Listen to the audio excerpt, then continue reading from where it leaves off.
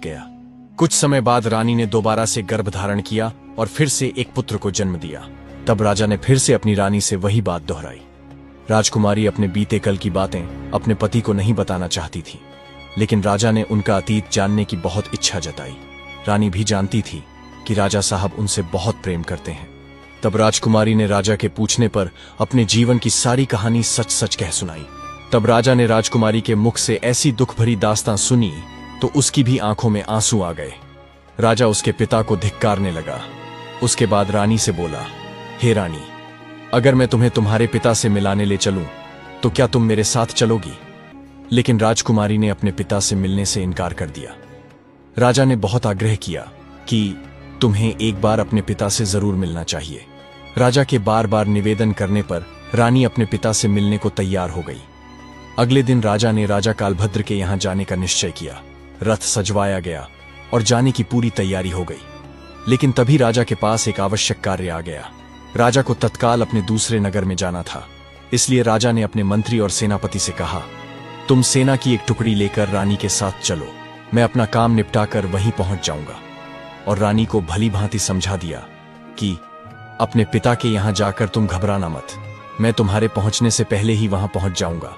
इस प्रकार राजा ने अपने मंत्री और सैनिकों के साथ अपनी रानी को राजा कालभद्र के राज्य के लिए रवाना कर दिया। राजा कालभद्र का राज्य काफी दूर था, इसलिए चलते चलते रास्ते में ही शाम हो गई। उन्होंने एक जगह पर अपने तंबू और डेरा लगा लिए और रात भर वहीं रुकने का निश्चय किया जहां राजकुमारी का डेरा लगाया गया था। ठीक उसके बराबर में मंत्री ने भी अपना डेरा लगवा लिया। मंत्री का डेरा देखकर राजकुमारी ने कहा, हे मंत्री, क्या तुम जानते हो कि मैं एक राजा की बेटी हूं और एक राजा की पत्नी भी? तुम मेरे बराबर में यह डेरा क्यों लगवा रहे हो? अपना डेरा कहीं दूसरी जगह लगाओ। तब मंत्री ने उत्तर दिया, हे रानी साहिबा, महाराज ने हमें आपकी देखरेख और सुरक्षा के लिए भेजा है।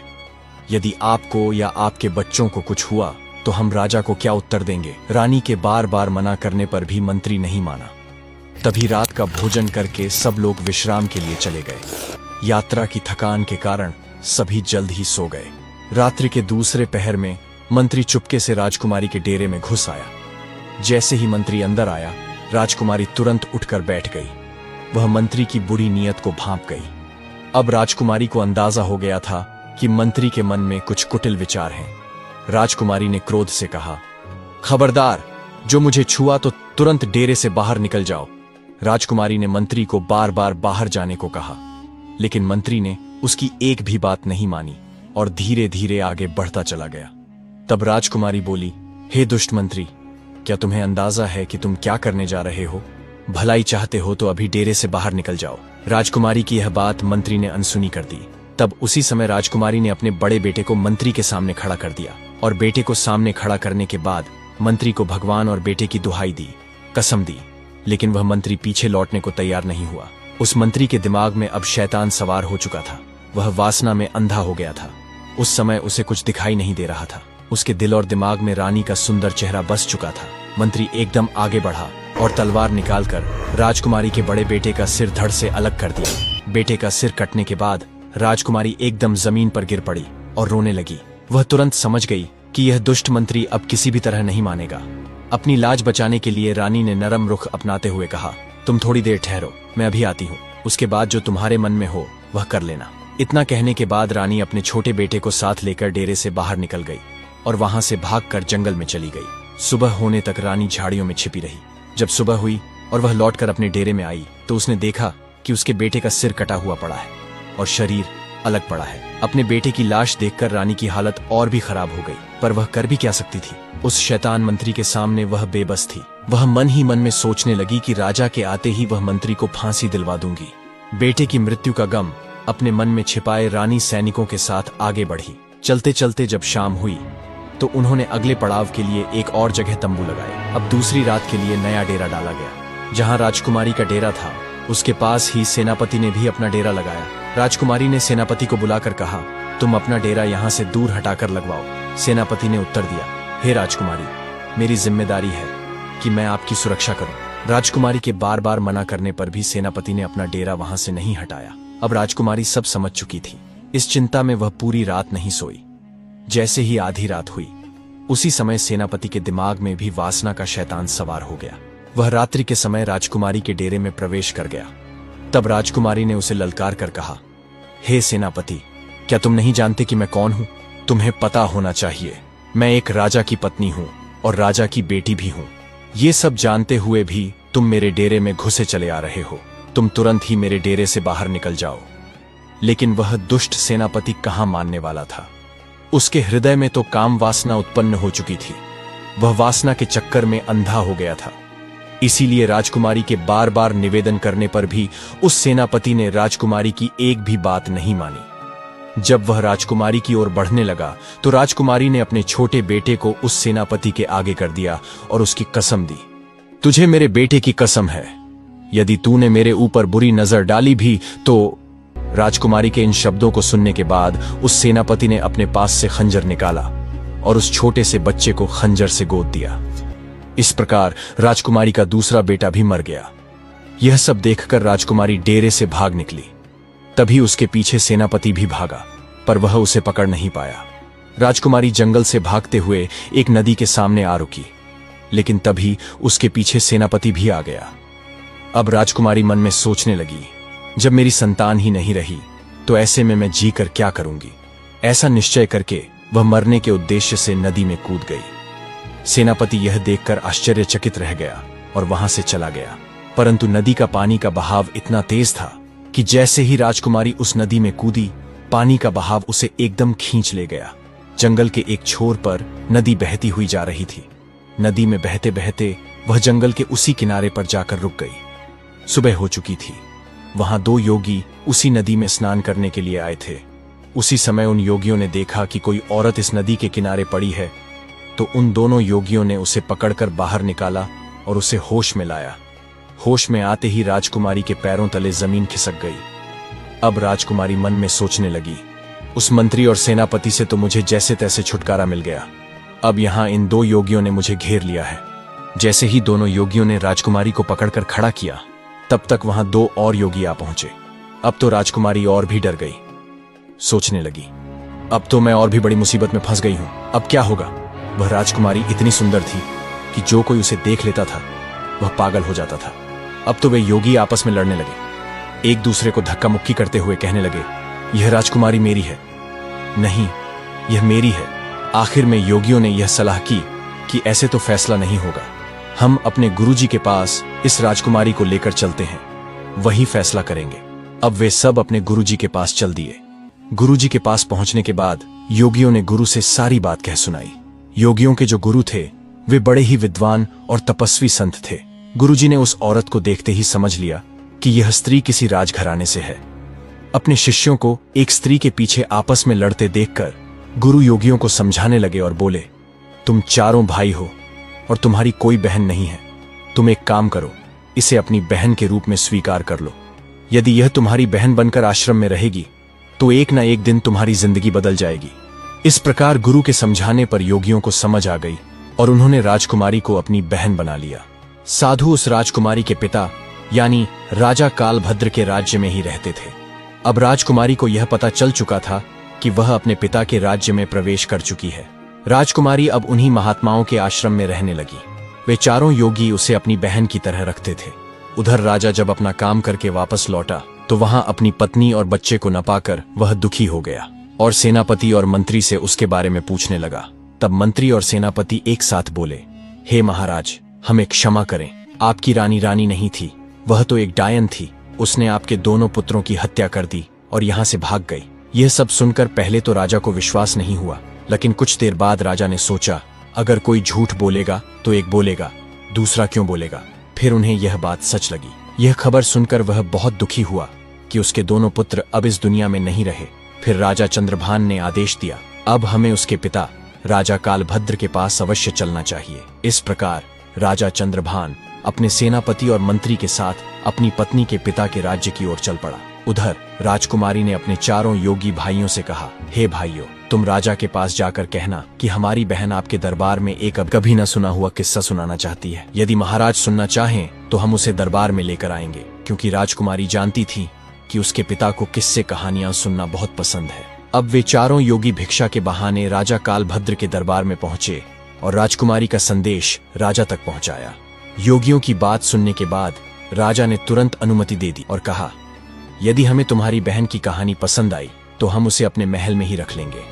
अगले दिन योगी अपनी बहन को लेकर राज दरबार में पहुंचे। उस समय राजकुमारी योगिनी के वेश में थी, इसलिए कोई उसे पहचान नहीं पाया।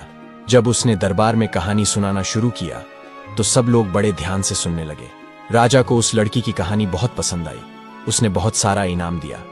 योगियों को तो इनाम देकर विदा कर दिया, लेकिन उस लड़की को अपने महल में रख लिया। थोड़ी देर बाद योगी लौट आए और राजा से बोले, हे महाराज, हम चाहते हैं कि आप हमारी बहन को हमारे साथ ही रहने दें। जब भी आपको कहानी सुनने की इच्छा होगी हम उसे लेकर आ जाएंगे। वह बचपन से हमारे साथ पली बड़ी है, राजसी सुख सुविधाओं से दूर रही है। महल में रहकर वह अकेलापन महसूस करेगी। राजा ने योगियों की बात समझी और राजा ने योगियों से कहा, यह लड़की कल भी हमारे यहाँ कहानी सुनाने आएगी। योगियों ने भी हामी भर दी और वहां से चले गए। राजकुमारी को पता था कि उसका पति अवश्य उसे ढूंढता हुआ उसके पिता के पास आएगा। अगले दिन ऐसा ही हुआ। जब राजकुमारी राजा को किस्सा सुनाने के लिए उनके राज दरबार में आई तो उसने अपने पति के साथ साथ मंत्री और सेनापति को भी वहीं बैठे हुए देखा। तब राजकुमारी ने सोचा, आज तो ये सभी यहाँ उपस्थित हैं। फिर राजकुमारी ने अपना चेहरा घूंघट से ढका। वह अपनी जगह पर आकर बैठ गई और अपने पिता से बोली, हे राजन, आज मैं आपके लिए एक बहुत ही दर्द भरी कहानी लेकर आई हूँ। यदि कहानी शुरू करने से पहले किसी को कोई जरूरी कार्य हो तो अभी दरबार से उठकर जा सकता है।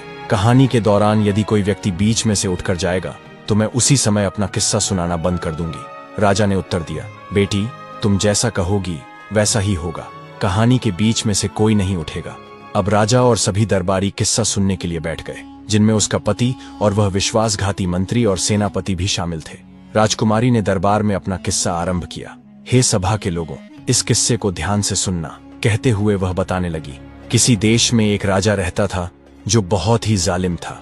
उसको कन्या से बहुत नफरत थी। उसने आदेश दिया था कि यदि उसके घर में पुत्री का जन्म हो तो उसे जन्म के तुरंत बाद मार दिया जाए। एक दिन उसके महल एक बेटी ने जन्म लिया। तब उसने अपने बेटे को आदेश दिया कि वह अपनी बहन को जंगल में ले जाकर मार दे और उसकी आंखें निकालकर मेरे पास लाए, ताकि मुझे यकीन हो जाए कि वह मर चुकी है।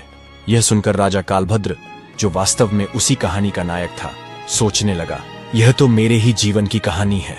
भावुक हो गया और बोला, यह किस्सा अंत तक अवश्य सुनाया जाए। अब राजा की आंखों में आंसू आ गए। उसे अपनी करनी पर बहुत पश्चाताप हो रहा था। राजकुमारी आगे बताने लगी, हे महाराज, जब वह भाई अपनी बहन को जंगल में ले गया तो उसने अपनी बहन को नहीं मारा। वह उसे जंगल में छोड़कर स्वयं राजमहल लौट आया। यह सुनकर राजा थोड़ा प्रसन्न हुआ और मन में सोचने लगा, शायद मेरी बेटी आज भी जीवित है।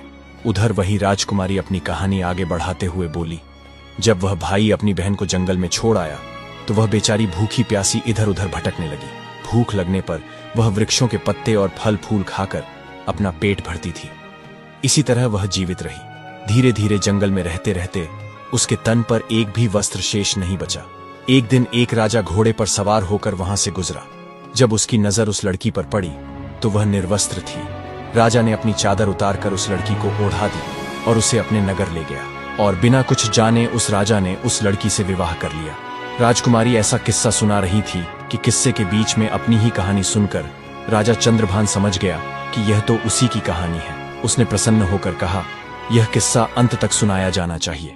तब आगे राजकुमारी कहने लगी, अब वह लड़की किसी राजा की रानी बन चुकी थी। राजा की रानी बनने के बाद उसने 2 पुत्रों को जन्म दिया। एक दिन उसके पति ने अपनी पत्नी से उसके जीवन की पूरी कहानी पूछी, तुम कौन हो और उस दिन जंगल में निर्वस्त्र क्यों भटक रही थी। तब उस लड़की ने अपने पिता की निर्दयता और अन्याय की पूरी बात अपने पति को बताई। यह सुनकर उसका पति बहुत दुखी हुआ। उसका पति हृदय से अत्यंत अच्छा और दयालु व्यक्ति था। यह जानने के बाद कि उसकी पत्नी का पिता स्वयं एक राजा है, उसने निश्चय किया कि अगले दिन वह उसे उसके पिता से मिलवाएगा। लेकिन उसने एक भूल कर दी। उसने अपनी पत्नी और बच्चों की सुरक्षा के लिए स्वयं साथ न जाकर अपने मंत्री और सेनापति को उनके साथ भेज दिया। यही उसकी सबसे बड़ी गलती थी। यात्रा लंबी थी। चलते चलते जब सूर्यास्त हुआ तो उन्होंने रास्ते में ही रुकने का निर्णय लिया। मंत्री ने अपना डेरा रानी के डेरे के पास ही लगवाया। रानी ने इसका विरोध किया पर वह नहीं माना। रात के समय मंत्री ने उस रानी के साथ दुष्कर्म करने की नीयत बनाई। रानी ने बार बार विनती की, लेकिन वह दुष्ट मंत्री नहीं माना, बल्कि उसने रानी के बड़े पुत्र की हत्या कर दी। अपने धर्म और मर्यादा की रक्षा के लिए रानी ने बहाना बनाकर वहां से भाग निकली और रात भर जंगल में छिपकर अपनी जान बचाई। अगले दिन जब वह अपने डेरे में वापस आई तो उसने अपने पुत्र की लाश देखी। यह दृश्य सुनकर दरबार में बैठे लोग स्तंभ रह गए। जैसे जैसे कहानी आगे बढ़ रही थी, मंत्री के चेहरे का रंग उड़ता जा रहा था।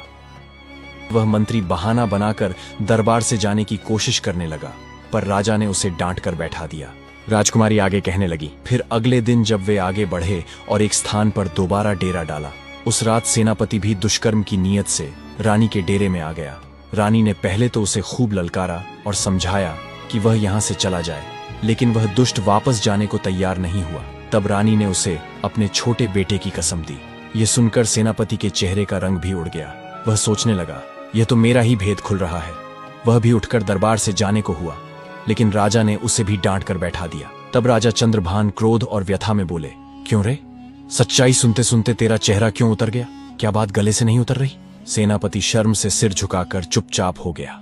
इधर किस्सा जारी था। राजकुमारी कहने लगी, फिर उसके बाद सेनापति ने भी रानी के छोटे बेटे की हत्या कर दी और गलत इरादे से रानी के पास बढ़ा तो उसी समय किसी तरह से रानी ने अपनी जान बचाई और वहां से भाग निकली।